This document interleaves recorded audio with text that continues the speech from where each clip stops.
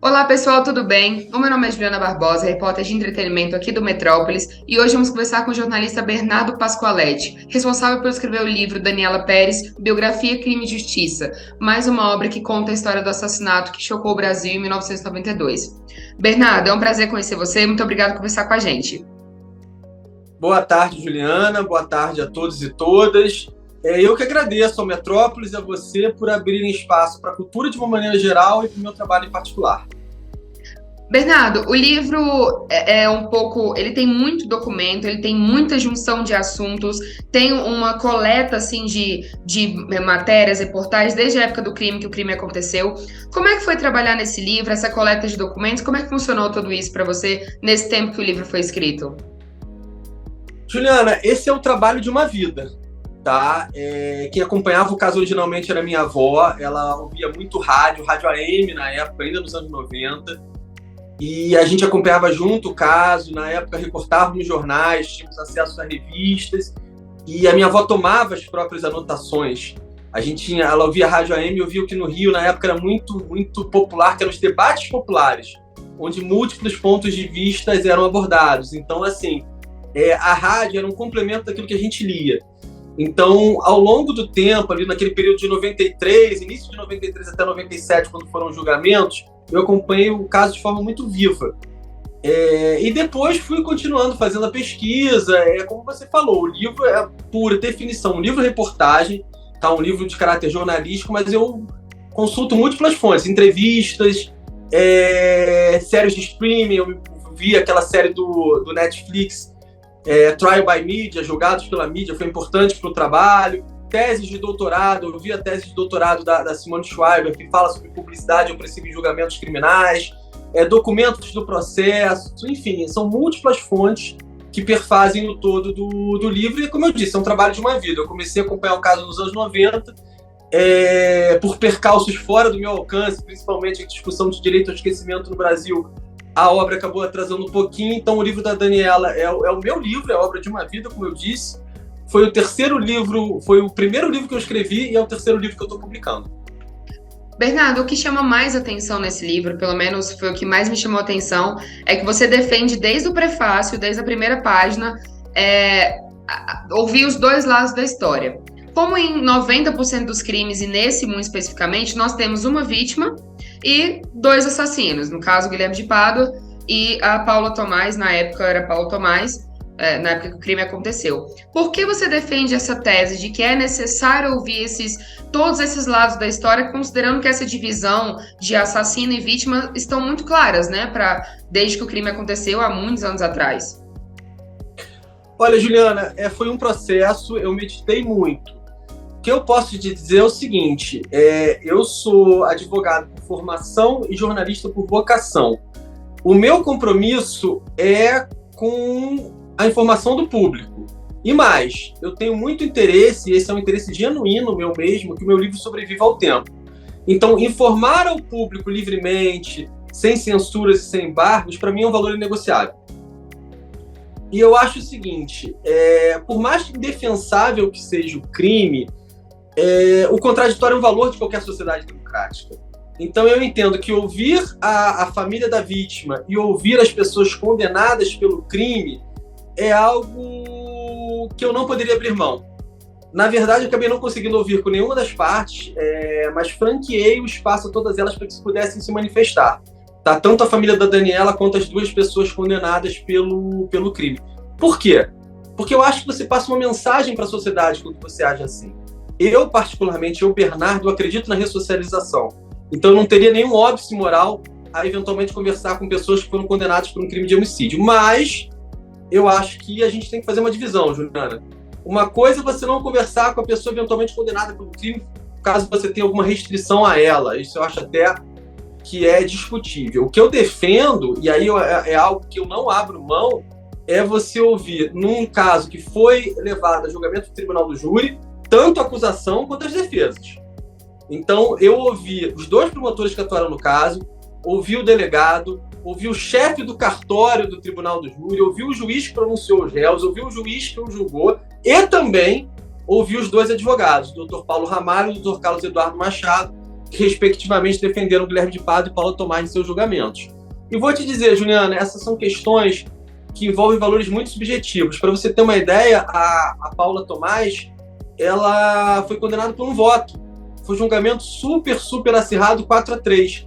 Então, 4 pessoas votaram pela sua condenação, 3 votaram pela sua liberdade, e eu entendo que eu não poderia deixar de ouvir a sua defesa. Quero só fazer uma última ressalva.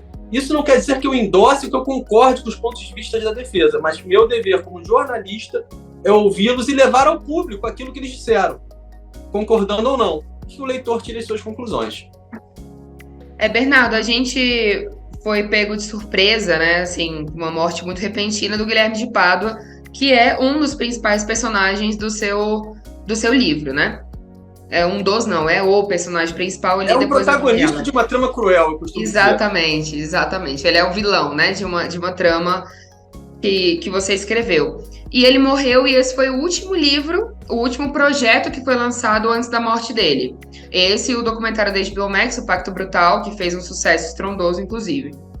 Você comentou que falou com várias pessoas, falou com os advogados de defesa e tudo mais, mas você não cita uma conversa com o Guilherme de Pádua ou com a Paula Tomás. Essa conversa existiu? Vamos lá. É até bom para a gente esclarecer o público. Eu franqueei o espaço, tanto à família da Daniela quanto aos condenados pelo crime. Tá? Em janeiro de 2022, depois de muito tempo, a Glória e o Rodrigo Pérez, a mãe e o irmão da Daniela, que o irmão da Daniela é um advogado criminalista, concordaram em conversar comigo. A gente conversou no Fórum do Rio, em janeiro de 2022. Foi uma conversa franca, transparente, serena, tá? E não evoluiu para uma entrevista. Eu encaro, Juliana, com naturalidade. Eu acho que faz parte da liberdade de expressão não se manifestar.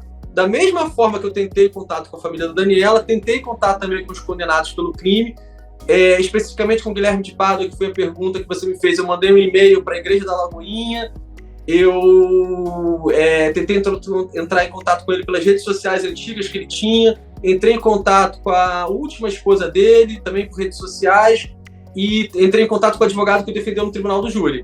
Os meus contatos nunca foram retornados, tá? O Guilherme nunca retornou os meus contatos. Eu também encaro com serenidade essa postura, entendendo que é um direito dele não se manifestar. E, de certa forma, eu, na verdade, trabalhei muito com as declarações dele a quente, as que ele deu entre 93 e 97. É lógico que eu tinha algumas dúvidas, algumas contradições que eu queria perguntar, mas, infelizmente, não foi possível. De toda sorte, eu acho que supre essa lacuna no meu livro, pelo menos em parte.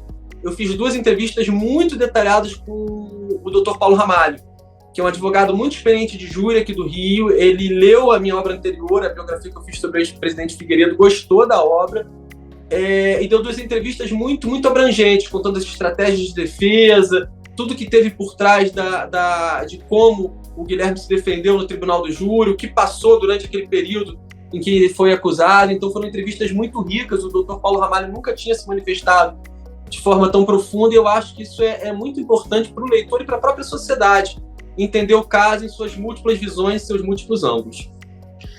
O que me traz mais curiosidade nisso é que, citando o Pacto Brutal, o Guilherme de Pádua, logo que a série lançou, estourou, ele voltou a ser lembrado sobre o caso, né? Pelo caso, no caso, e por pessoas que não conheciam esse caso. O que ele mais batia na tecla era que ele nunca tinha sido contactado pela HBO Max. Isso foi um preceito ali da Glória Pérez para fazer a série, que ela não aceitaria, né, que tivesse um posicionamento dos assassinos da filha dela. Mas aí você me diz que ele não aceitou falar com você, ele não te procurou de volta, o que é engraçado, né? Vendo que ele reclamou por ninguém ter procurado ele para a série da HBO Max. Perfeito, Juliana. Eu sempre deixei claro nesses e-mails, nessas minhas conversas com o Paulo Ramalho, que tentou que ele conversasse comigo, que eu gostaria de fazer uma entrevista estruturada. O que é uma entrevista estruturada? É óbvio que ele poderia falar livre antes ou depois, sem censuras, não ia haver qualquer censura ou embargo, mas eu gostaria de fazer perguntas com base nas entrevistas que ele deu ao longo do tempo, no que ele falou no depoimento dele no Tribunal do Júri, nas declarações dele, nos documentos que estão no processo. Então eu não tinha interesse num depoimento livre. Vem e conte sua versão dos fatos. Ele já tinha feito isso em alguns programas de televisão. Eu gostaria de fazer uma entrevista estruturada. Realmente ele não quis, ele reclamou, né? E não foi a primeira vez, tá, Juliana? Ele, na longa da década de 90, às vezes ele se vitimizava. Não, eu não sou ouvido, a imprensa não me dá ouvidos e tal. eu nunca fui ouvido como deveria ser, então desde o princípio foi algo que norteou o meu trabalho, era ouvir os acusados, até para que essa narrativa de publicidade opressiva, de que a mídia influenciou o julgamento, de que eventualmente a opinião pública pudesse estar sendo manipulada, isso tudo se dizia na década de 90, tá? Isso não afetasse ao meu livro, tá? Como eu te disse no início, a intenção é que meu livro sobreviva ao tempo, então eu fiz questão de deixar expresso, consignado, o espaço franqueado para os condenados pelo crime também se manifestarem, se eles assim o quisessem. E não deixa de causar estranheza o Guilherme ir a público reclamar que não foi ouvido por A, B ou C, mas quando ele teve a chance de manifestar um trabalho sério, um trabalho com fontes, que ouviu o advogado dele, que participou do julgamento dele, ele não quis. Como você disse, como eu disse, né? É direito à liberdade de expressão, ele tem o direito de não se manifestar, mas causa estranheza essa postura. E vou ser muito franco, depois que isso veio a público, eu voltei a tentar me comunicar com interlocutores dele de novo, franqueando espaço, para que no futuro não fosse acusado de não tê-lo ouvido, de não ter aberto espaço. Eu acho que essa narrativa, que foi feita na década de 90, como você bem lembrou, foi feita em 2022, eu entendo que não havia espaço para minha obra. Então eu tentei ao máximo evitar, até como jornalista que sou, que isso acontecesse. Diferente do Guilherme de Pádua, a Glória Pérez, ela sempre deu o posicionamento dela, contanto, isso no caso do documentário da HBO Max, contanto que o Guilherme de Pádua e a Paula Tomás não fossem ouvidos. Esse era o preceito dela. E a Glória Pérez aceitou falar com você que tinha esse posicionamento diferente da HBO, que era o de ouvir ambos os lados. Isso também me causou uma certa estranheza do motivo dela ter... de como é que foi esse contato, se foi um contato tranquilo, essa conversa de vocês dois, ela recebeu bem essa ideia de que você pudesse vir a entrevistar as pessoas que ela não quis no documentário da HBO Max. Como é que foi esse contato com a Glória? Vamos lá, Juliana. Eu procurei a Glória desde que o direito ao esquecimento foi negado a Paula Tomás em 2020. Ela tinha uma ação contra a Stoed, direito ao esquecimento foi julgado na STJ e ela perdeu por 5-0. A partir desse momento, como eu estava com o livro pronto, ainda pendente o caso aí da Cury, que foi julgado também, direito ao esquecimento foi julgado no Supremo no ano seguinte, eu procurei a Glória, seja por redes sociais, seja por interlocutores, deixei uma carta no endereço dela, mandei meu livro anterior para ela. Eu sempre tive muito respeito pela família da Daniela, muito desvelo em relação à memória da Daniela. A Glória, fora do meu círculo íntimo, foi a primeira pessoa que soube do livro, tá? Ela aceitou conversar comigo para entender melhor a proposta do livro, tá? Foi uma conversa, não foi uma entrevista. Isso acho que tem que ficar bem para o público ser esclarecido. Eu não consegui entrevistá-la, tá? Eu tive uma primeira conversa com ela e com o filho, onde eu apresentei os parâmetros do meu livro, disse que, inclusive, na época que a gente conversou, já tinha entrevistado tanto os promotores quanto os advogados de defesa. Eu expliquei para ela qual eram os pressupostos do meu livro, ela entendeu, tá? Foi uma conversa serena, como eu disse, foi uma conversa tranquila, respeitosa, transparente de parte a parte, mas não evoluiu para uma entrevista posterior, tá? E, de novo, eu encaro com naturalidade, acho que faz parte da liberdade de expressão a pessoa não se manifestar, e como eu coloco nos agradecimentos do meu livro, tá? Sendo muito franco, eu agradeço a ela e o Rodrigo por terem despendido tempo para conversar comigo em janeiro de 22. A nossa conversa não ter evoluído para uma entrevista também não me deixa chateado, eu encaro com naturalidade, principalmente com serenidade, tá? Tenho muito respeito. Para você ter uma ideia, eu não vou fazer lançamento do livro em respeito ao todo, e principalmente a família da Daniela. Acho que não existe menor clima para fazer uma noite de lançamento. Comentei isso com a editora aceitou. E quando o livro ficou pronto, eu fui na editora, os 2 primeiros exemplares foram remetidos para a família da Daniela, tá? O autor tem direito a 20 exemplares do próprio livro. Isso foi numa quinta ou sexta-feira, eu só recebi os meus 20 exemplares na terça, quarta da semana seguinte. Eu achei que foi o correto, o que eu deveria fazer, e tenho a consciência tranquila. Bernardo, em alguns trechos do livro, você cita... Em um trecho específico do livro, você cita o fato de que as revistas de antigamente, elas mostravam o Bira, no caso, e a Yasmin, que eram os personagens da Daniela e do Guilherme, em De Corpo e Alma, juntos, como se aquilo ali fosse um romance, um crime passional e etc., do romance que eles tinham na novela e tudo mais. E eu achei engraçado o fato de que, mesmo você defendendo ouvir os dois lados, a capa do livro é só a Daniela. Obviamente, ela é a protagonista de uma história muito triste, mas eu achei isso um pouco engraçado, isso me causou um pouco de assim, por que não tem o outro lado na capa, considerando que é isso que você defende? Por que você tomou essa decisão de colocar só a Daniela ali e tirar o Guilherme ali daquelas páginas, enfim, logo da capa, que é o primeiro impacto que o leitor tem com o livro, né? Olha, Juliana, sua pergunta é muito boa. Na década de 90, havia uma exposição demasiada da vítima ao lado do autor do crime, tá? Algo que me chamava muita atenção de forma negativa. Isso eu acho que é, de certa forma, agredir a vítima novamente. Já ouvi até que é assassiná-la de novo. Eu sei que a Glória já deu declarações públicas que isso incomoda profundamente, tanto a ela quanto a família da Daniela. A capa, em especial, eu tive uma preocupação muito grande. Eu pedi uma capa muito sensível à design responsável pelo trabalho. E o livro é uma biografia da Daniela. Tá? Infelizmente, o espaço que seria... Ela tinha uma carreira em ascendente no momento que ela foi assassinada. Então, infelizmente, as páginas que seriam para contar uma carreira que se mostrava brilhante em 1992 acabam sendo ocupadas por um crime bárbaro. Mas eu acho que isso não pode causar um menoscabo à carreira que ela teve. Ela era uma bailarina por vocação, ela era muito dedicada em tudo que ela fazia, ela fez 3 novelas quase consecutivamente, foi ganhando cada vez mais força, ao ponto de, no final de 92, ser chamada pelas revistas de grande circulação à época de namoradinha do Brasil, e o futuro mostrava que ela ia ser protagonista, na vida mesmo, não só em novelas, mas ela estava sendo preparada para ser protagonista. Então eu penso que numa biografia dela, a capa tinha que ser ocupada por ela, tá? E eu tento também no meu livro, o meu livro não é um true crime, é uma biografia. Então eu acho que a gente tem que enfatizar a vida que a Daniela teve nos 22 anos em que ela pôde estar conosco, que a capa não deixa de ser uma forma de homenageá-la. Eu, Bernardo, como autor, acho de um profundo mau gosto utilizar a foto dos dois, da vítima ao lado do algoz, com aquelas fotos que eles estão os dois juntos, até porque, Juliana, é bom esclarecer ao público, eles não foram um par romântico de corpo e alma, como às vezes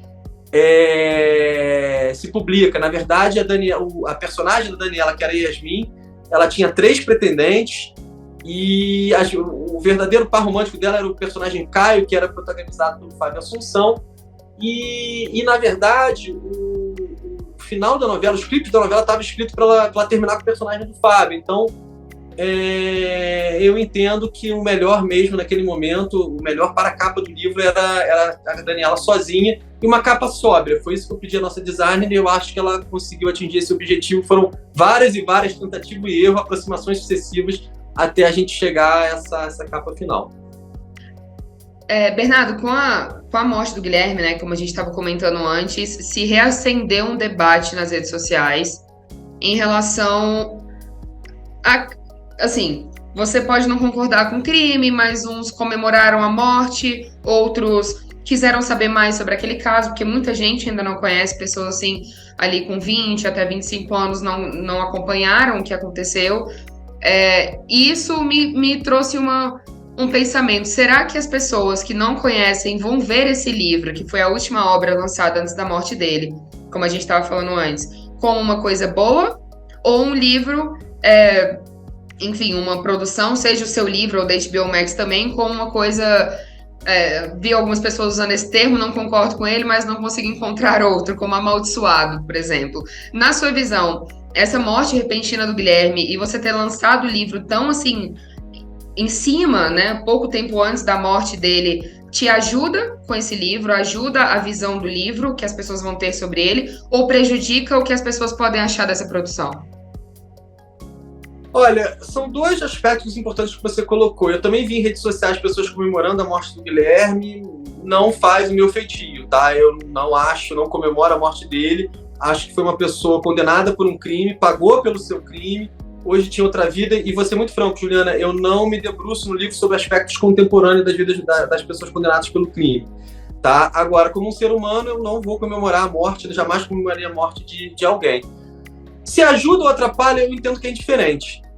Tá? Eu entendo que é indiferente, é uma fatalidade, mas não vejo que ajude ou atrapalhe o meu livro. Eu entendo que é um fato da vida, que eu não comemoro e que é indiferente. Realmente acho que, como eu disse, eu tentei trazer ao público as informações mais próximas da realidade, daquilo que eu encontrei, tá? Mesmo, e aí foi até uma publicação que eu fiz recentemente nas minhas redes sociais, mesmo o Guilherme não tendo retornado meus contatos, nos pontos principais da argumentação dele, eu trouxe a visão. Então tem um ponto lá da narrativa dos frentistas, que ele discordava, eu peguei a parte do livro que ele era mais assertivo e coloquei no livro. Embora o réu não tenha retornado meus contatos, não seria correto deixar de dar sua visão específica sobre esses fatos. Mandei a transcrição da parte do livro dele, onde ele colocava a versão dele dos fatos. Então eu tenho a consciência absolutamente tranquila, tá? Eu enviei um livro para a defesa dele, para o Dr. Paulo Ramalho, assim que o livro ficou pronto, falei, Paulo, eu não endosso, não concordo com nada que o Guilherme falou, mas as posições dele estão no livro, as posições da defesa estão no livro, e se ele quiser receber um exemplar, eu envio da minha cota pessoal livre de qualquer embaraço, porque independente de qualquer coisa, por mais indefensável que o crime seja, eu estou escrevendo sobre a vida dele. Então me pareceria correto que ele recebesse o livro, e eu franqueei isso também à defesa dele. Então eu tenho minha consciência tranquila de que eu fui fair, eu fui justo, eu fui correto como eu gostaria que fossem comigo. Então eu acho que eu tenho essa consciência tranquila em relação a esse fato. Bernardo, só pra gente terminar, depois que a série da HBO Max foi lançada, o próprio Guilherme, a família do Guilherme, pessoas próximas a ele, principalmente a esposa, criou-se um grande caos nas redes sociais, né? Ali um processo, ameaça de processo, e não me ouviu, não falou, e etc, etc. Algumas ameaças, alguns falavam de ameaças, e etc. Durante a produção desse livro, você chegou a ser ameaçado em algum momento? Houve algum tipo de momento que você se sentiu preocupado com você mesmo por estar escrevendo um livro sobre esse caso? Ou isso não chegou a acontecer com você? Olha, eu vou traçar uma linha do tempo, porque eu gosto de trabalhar com a justiça e com os fatos, tá? Meu grande objetivo nos últimos anos era chegar à cena final sem uma ordem de censura contra o meu livro. Tá? Por quê? Porque em 1993, um livro-reportagem chegou a ser proibido pela justiça pela família da Daniela, tá? E depois caiu essa proibição, a família da Daniela concordou, chamava-se O Crime da Novela das Oito, um livro escrito pelo jornalista Sérgio de Souza. Eu conto essa história no livro. E porque a Paula Tomás ingressou em 2012, 2013 contra a revista Isto É, com direito ao esquecimento, aquele direito que o condenado por um crime de grande repercussão tem, ou pretensamente tem, né? De não ter mais o seu nome veiculado na grande mídia, ou sua história contada depois que ele já pagou a pena. Então, por esse histórico, eu tive medo de sofrer uma ordem de censura. Sempre foi um temor que eu tive. Mas, de novo, eu trabalho com a justiça e com os fatos. Nem na conversa que eu tive com a Glória e com o Rodrigo, tampouco com os advogados de defesa da Paula Tomás, também tive contato com uma jornalista que tem interlocução com ela. Jamais eu fui ameaçado de censura. Essa hipótese nunca ocorreu, o que me deixou muito mais tranquilo. Tá? Então eu tenho que ser justo com as pessoas. E em relação ao Guilherme, eu entrei em contato com a última esposa dele, depois dessa discussão que teve, que ele não tinha sido ouvido eventualmente. Falei, olha, o espaço está franqueado. Isso foi pelas redes sociais, tá? Recebi como resposta dizendo que eles iam tentar travar o meu livro. O termo foi exatamente esse, que eles iam falar mal do livro, como se fossem pessoas formadoras de opinião, né? Falar mal, falar bem. Eu acho que é justo e recebo feedback com naturalidade. E para eu tomar cuidado, tá? Eu recebi essas mensagens, eu tornei público em conversa com a Folha de São Paulo, tá? E, de novo, tem que ser justo e trabalhar com os fatos. Depois que isso foi a público, nunca mais ninguém voltou ao assunto comigo e as ameaças cessaram por completo. Então, eu posso dizer que aconteceu pontualmente nesse caso que eu te contei, mas depois que ele tornou-se público, as ameaças cessaram e eu pude seguir com o meu livro. Como eu disse, eu falei de São Paulo à época, eu não entendo esse tipo de ameaça, não tenho medo delas, e o livro foi às livrarias e hoje pode se comprar, pode não se comprar. Em alguns grupos de Instagram aqui no Rio de Janeiro, Juliana, tem vídeos contra o livro por ser uma publicação não autorizada, pedindo para as pessoas não comprarem, por ser uma publicação não autorizada, não, por ser uma biografia não autorizada, pedindo para as pessoas não comprarem. Eu acho justo, se alguém quiser não comprar o livro porque é uma biografia não autorizada, é um direito, o Supremo decidiu que pode-se fazer biografia não autorizada, mas compra ou não compra é um direito de cada um, e eu encaro também essas críticas com muita naturalidade. O importante o livro estar nas livrarias, e ao leitor cabe a decisão de comprar ou não. Bernardo, muitíssimo obrigada pelo seu tempo, por interromper um pouquinho das suas férias para conversar com a gente. Eu adorei o livro, espero que seja um sucesso e foi ótimo conhecer você. Tá ótimo, Juliana. Eu que agradeço ao Metrópolis, a você. Parabéns pelo seu trabalho. Um momento tão difícil para a cultura brasileira, um órgão de imprensa tão importante está abrindo espaço para um livro, para a cultura, para os leitores conhecerem um pouco melhor dessa história tão triste, mas faz parte da nossa história social. Então, agradeço demais por esse espaço e o que vocês precisarem, eu continuo à disposição.